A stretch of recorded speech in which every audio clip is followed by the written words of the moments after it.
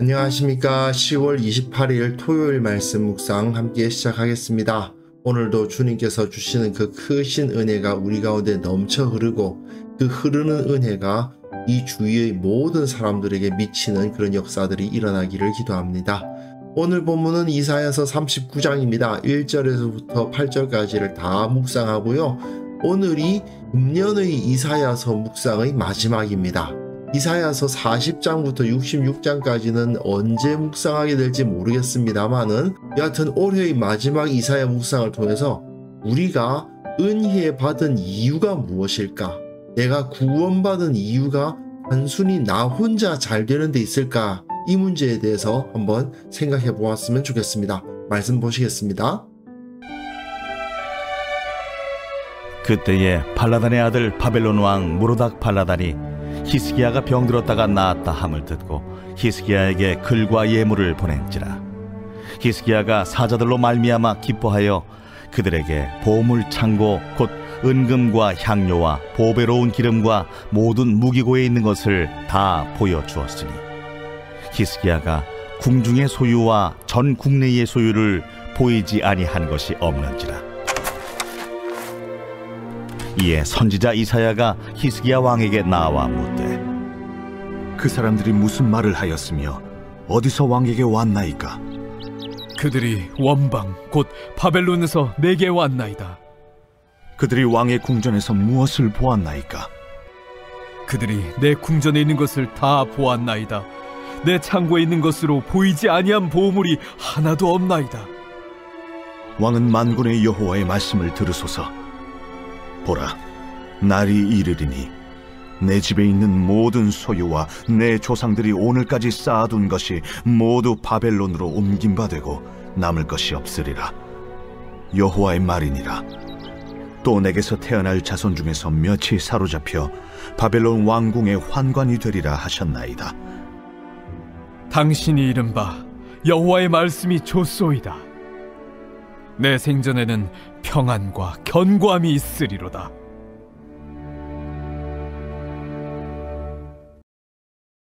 우리는 지금 히스기야의 통치 시기에 있었던 일들 중에서도 마지막 이야기 39장을 읽게 되는데요.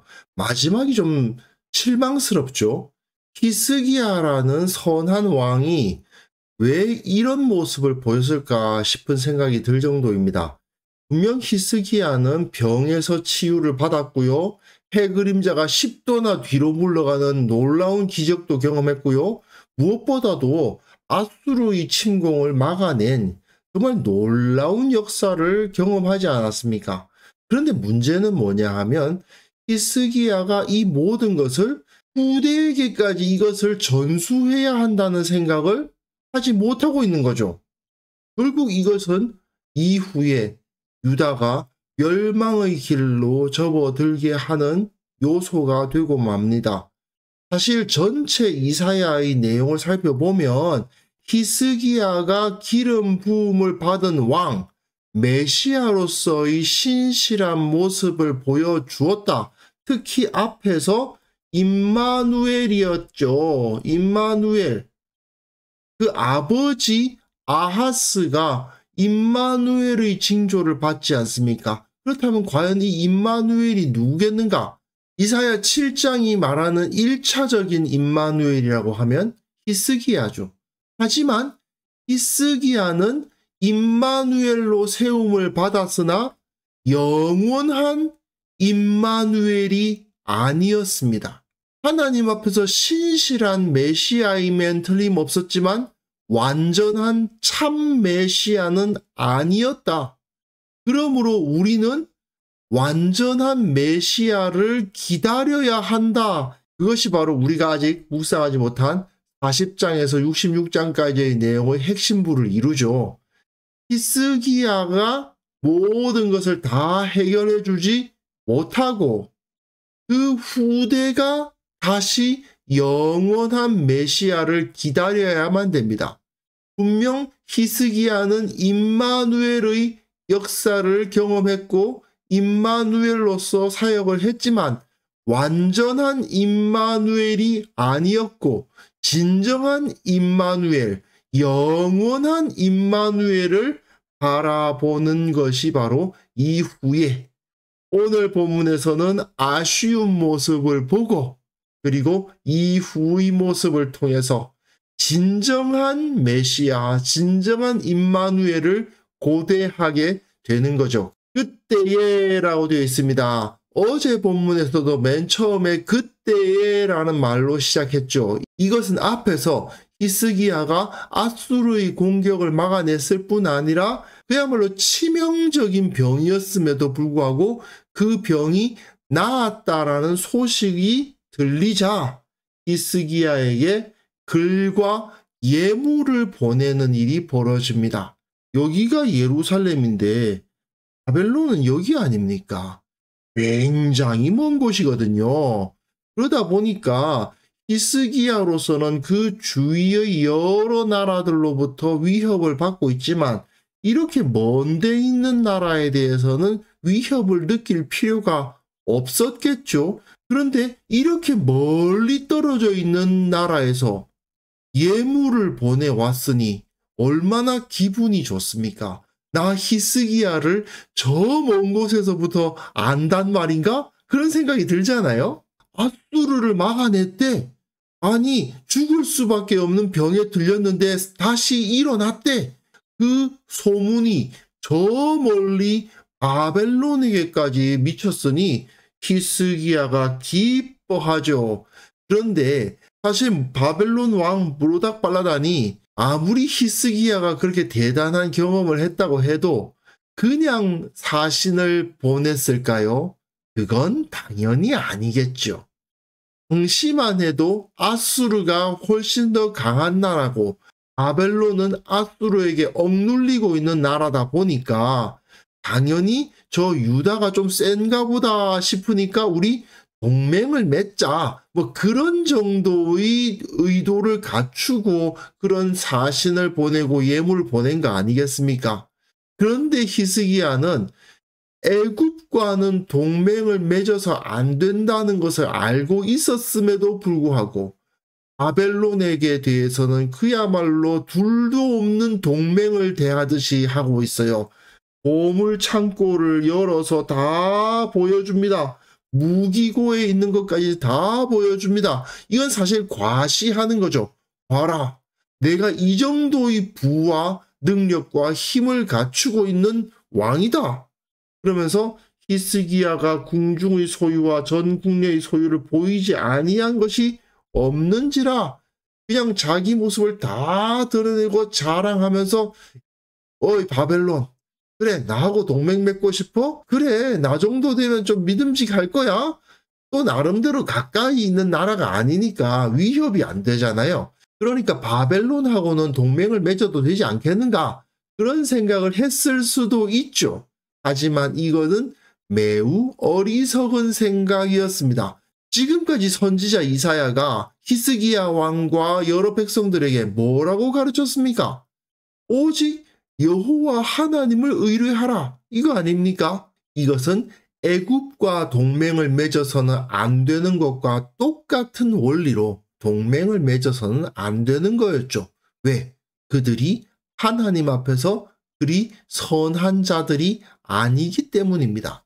그 사람들이 무슨 말을 하였으며 어디서 왕에게 왔나이까? 히스기야가 이르되 그들이 원방 곧 바벨론에서 내게 왔나이다. 먼 데서 왔다. 그러니까 나에게 위협이 되지는 않는다.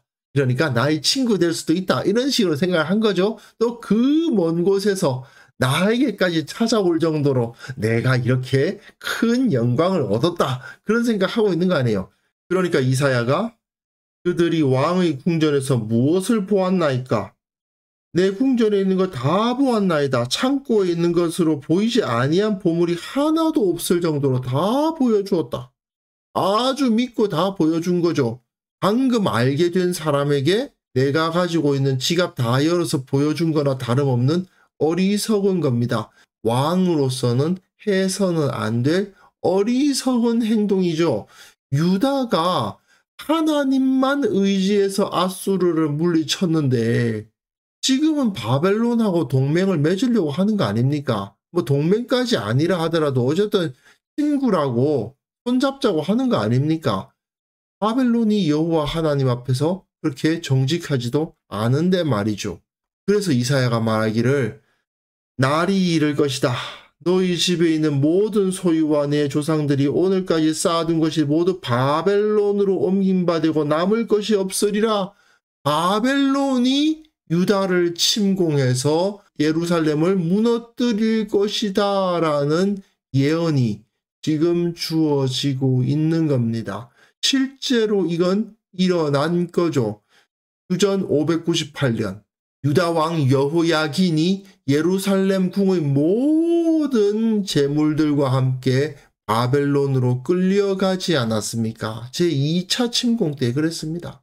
그리고 주전 586년 결국은 바벨론의 침공에 의해서 완전히 망했죠.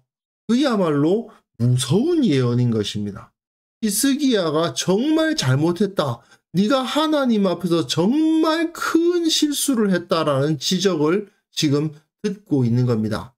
자, 어제 본문에서 이사야는 히스기야에게 당신은 이제 죽을 겁니다. 유언을 하십시오. 그리고 삶을 정리하십시오. 이런 말을 전했다가 그때 히스기야가 얼굴을 벽으로 향하고 하나님 앞에 통곡하며 기도했을 때 하나님께서 그 뜻을 돌이켜 주셨죠. 하나님께서 그에게 15년을 더 살 수 있도록 해 주셨습니다. 히스기야가 잘못했어요. 실수했고 잘못 생각해서 바벨론하고 손잡으려고 했는데 죄를 지었어요. 그래서 이사야로부터 이런 예언을 들었으면 병이 나을 때처럼 똑같은 태도로 하나님 앞에 나아갈 수는 없었을까요? 아이고 내가 잘못했구나. 하나님 정말 제가 어리석고 잘못했습니다. 제가 저들이 멀리 있다는 이유로 방심하고 저들이 하나님 앞에 정직하지 않고 바르지 않다는 것을 생각하지 못했습니다 하고 용서해 주십시오. 한 번 더 기도할 수 있지 않았을까요?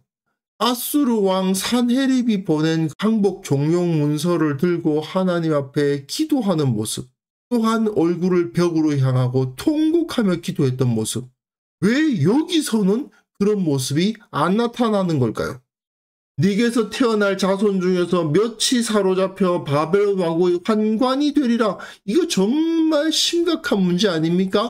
너희 후손 중에서 바벨론 왕국의 환관이 될 자들이 있다라고 그 정도 예언이 주어지면 즉시 히스기야가 회개하며 주님 앞에 무릎 꿇어야 될 것 같은데 히스기야가 이사야에게 이르되 당신이 이른바 여호와의 말씀이 좋소이다. 아니 이게 무슨 소리야 하십시오? 내 생전에는 평안과 견고함이 있으리로다. 내 손자 때에 무슨 일이 있든지 그거하고 나하고 무슨 상관이야? 아니 히스기야가 어떻게 이렇게 생각할 수 있을까 싶을 정도의 거의 배신감이 느껴질 정도의 그런 말이죠. 분명 큰 은혜와 승리의 이야기로 시작했는데 이렇게 실망스러운 모습을 보이며 끝나는 것이 바로 히스기야의 모습입니다.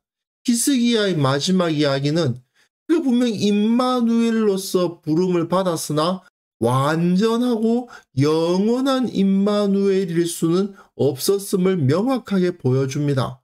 그리고 하나님께서 자기 백성에게 은혜를 주실 때에는 그것이 내게만 주시는 것이 아니라는 걸 알아야 되는데 히스기야는 그것을 알지 못했습니다.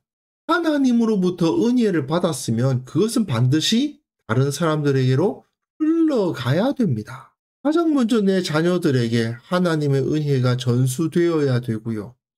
주님께서 우리에게 주신 그 복이 다른 사람들까지도 기쁜 복이 되는 내 개인의 형통만을 위한 것이 아니라 모든 사람들의 형통을 위해서 주어지는 것이 하나님의 복이죠. 그래서 아브라함이 하나님으로부터 부름을 받을 때 세상의 복이 될 거다. 네가 모든 민족으로 하여금 다 복을 받게 할 것이다. 세상의 복과 은혜를 흘려보내는 자. 그게 바로 하나님의 백성이거든요. 그런데 히스기야는 지금 나만 높아지면 됐지. 어이구 저 멀리 바벨론에서 내 이름을 알고 이렇게 찾아왔네? 기분이 너무 좋네? 내 손자, 증손자 때에 이 나라가 문제가 생긴다고? 그거야 내가 알 바 아니지. 이런 답답하고 한심한 모습을 보인다는 것, 정말 안타깝지 않을 수가 없습니다. 우리가 하나님으로부터 은혜를 받은 이유가 무엇입니까? 나만 잘 되기 위함이 아닙니다. 모든 사람, 먼저 나에게 가까운 사람들부터 시작해서 온 땅의 모든 민족에게 이 하나님의 은혜가 전해지고, 또한 우리 후손들에게 이 은혜가 전수되어야 한다는 것을 우리는 절대 잊지 말아야 할 것입니다. 그래서 이 시간 함께 기도하실 때에는요, 내게 주어진 은혜가 나만의 것이 아니라는 사실, 반드시 다른 이들에게 주어지고 전수되어야 할 것임을 잊지 않게 하시고, 우리 교회가 이제 갓 신앙 가진 사람들, 그리고 어린 영혼들을 신앙으로 양육하는데 부족함이 없는 살아있는 공동체가 되게 하옵소서. 함께 기도하는 시간 가졌으면 합니다.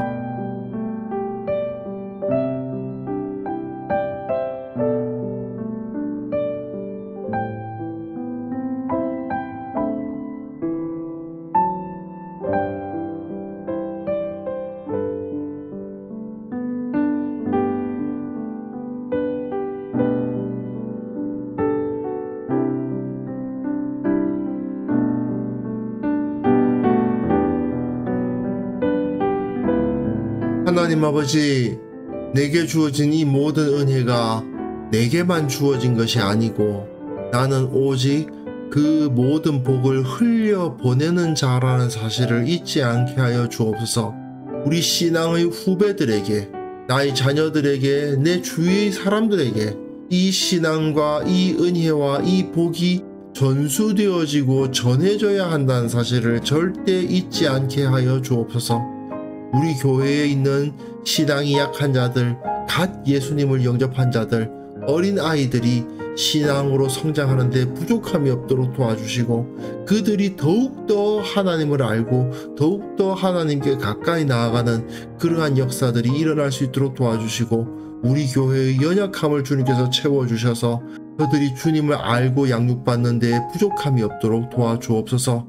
특별히 원하옵기는 이 한국교회 젊은 세대들에게 다시 부를 듯이 일어나는 그 열정과 신앙을 허락하여 주셔서 하나님을 사랑하는 젊은이들, 뜨겁게 주님을 사랑하는 젊은이들이 나타날 수 있도록 주께서 은혜 베풀어 주시고, 이 땅에 참으로 예수 그리스도의 이름을 알고 그 이름을 의지하는 자들이 이 땅의 주축이 되는 역사를 일으켜 주옵소서. 아버지 하나님, 또한 내일 거룩한 예배를 주님 앞에 드릴 때에 그 예배 가운데 복을 더하여 주시고, 그 예배를 드리고 세상으로 나아간 모든 성도들에 의해서 이 세상이 구원을 받고 복을 얻는 역사를 일으켜 주시기를 원하옵나이다. 오늘 하루도 주께서 우리를 지켜주시고 붙들어 주시기를 간절히 원하오며 예수님의 이름으로 기도합니다. 아멘.